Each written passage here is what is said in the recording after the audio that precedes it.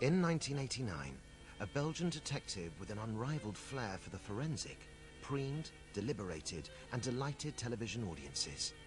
The finest criminal minds were no match for Poirot's little grey cells. The case is solved. Poirot was the creation of an even bigger brain. Agatha Christie devised baffling plots, puzzles, and murders most foul. She's the biggest-selling novelist of all time. Only the Bible and Shakespeare are more widely read, but she remains the high priestess of crime fiction. You are very intelligent, madame. I probably became a crime writer because of reading Agatha Christie at a very early age. I have to put my hand up to this. And she tells very good stories. She tries very cunning plots that work like clockwork.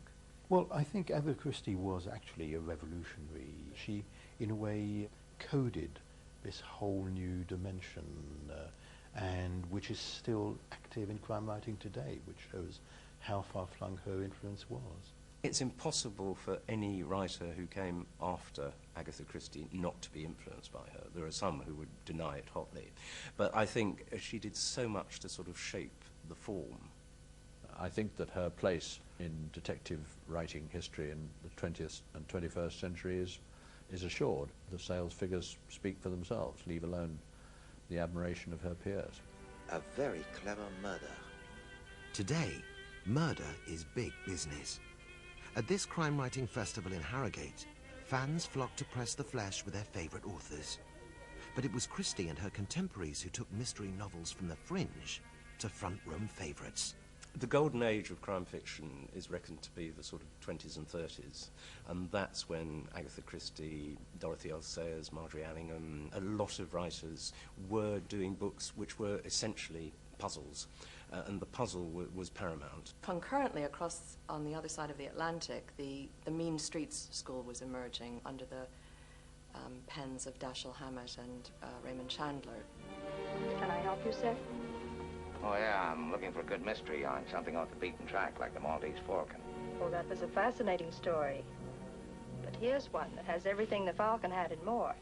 It's Raymond Chandler's latest bestseller, The Big Sleep. And what a picture that'll make. So crime was moving into an urban milieu, and the private eye figure was emerging there at the same time that the sort of village mystery was emerging here. So there were two golden ages side by side. Agatha wrote over 80 novels and short story collections, as well as 16 plays. She also wrote romantic novels under the name of Mary Westmacott, and penned one book in just 3 days.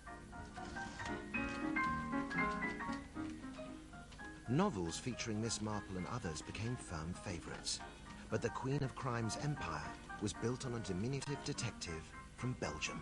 No. I am not some French gent. I am some Belgian gent.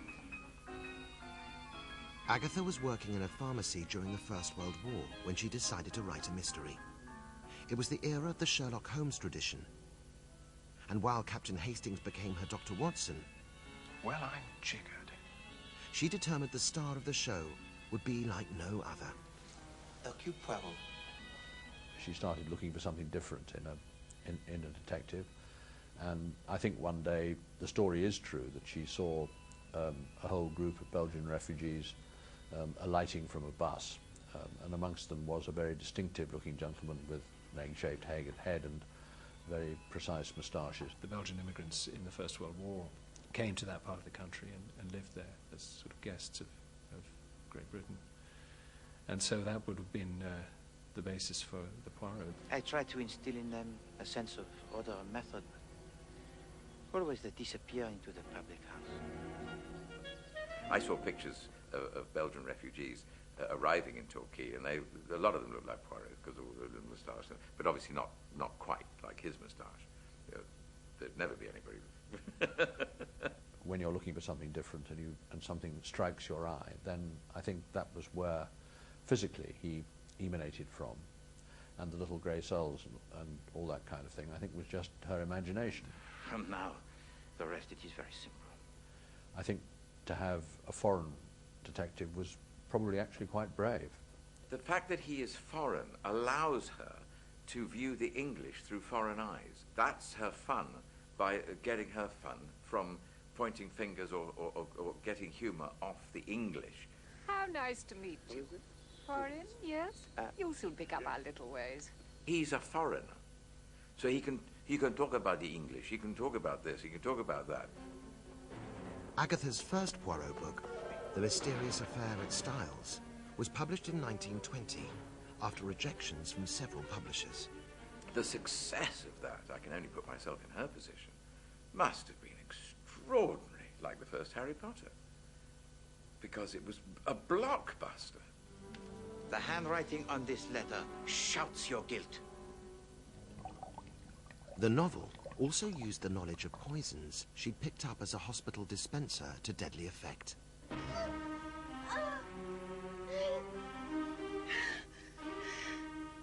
Over half her novels, short stories and plays were laced with them.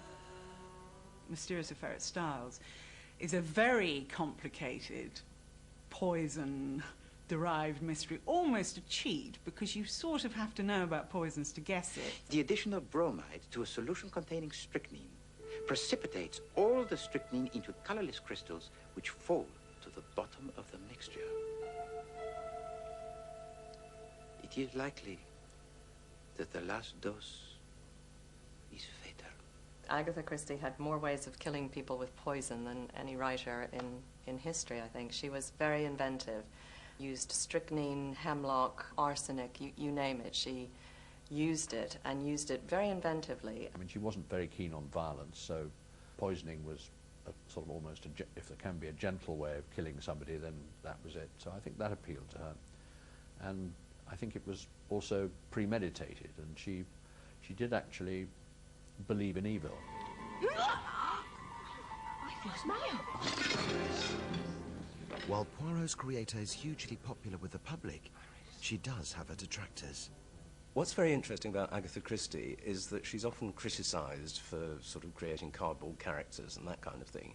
If you read her work from the beginning, in the early books, the characterisation is much more complex. And I think she could do that, but she realised she'd got this formula for these wonderful puzzles. And if you're going to have, like, 7 suspects, you can't make them too psychologically complex, because people are going to say, well, no, that character would never have done it. In other words, the criticism of cardboard characterisation is nonsense, because that wasn't the kind of book she was trying to write. I mean, it's like criticising Shakespeare for not writing operas.